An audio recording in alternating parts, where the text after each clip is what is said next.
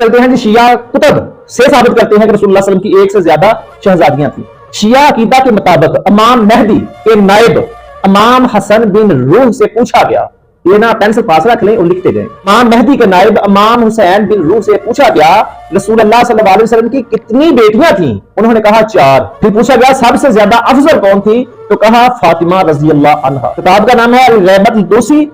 ये साथ साथ नीचे वाला जज चल भी रहे हैं आपकी आसानी के लिए, ताकि आप ये लिख सकें, ताकि बाद में आप सर्च कर सकें। या कि एक मोतबर किताब है अल-हसाल, उसमें मज़कूर है कि रसूलुल्लाह सल्लल्लाहु अलैहि वसल्लम की सैयदा खदीजतुल कुबरा रज़ी अल्लाह अन्हा के बतने अतहर से औलाद ये थी, यानी कि इनके नाम भी मेंशन है शिया की किताब अल-हिसाल में।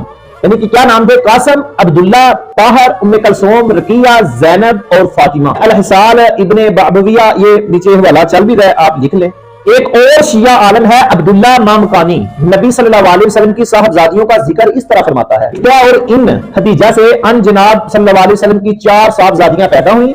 तमाम ने दौरे इस्लाम पाया और मदीना की तरफ हिजरत भी की। इनमें खदीजा, उनमें ज़ैनब, फातिमा, उम्मे कलसूम और रकिया है। ये किताब कौन सी है जी? तनकीह अल मकाल। ये शिया आलम है अब्दुल्ला मामकानी, ये हवाला नीचे चल भी रहा है, लिख लें।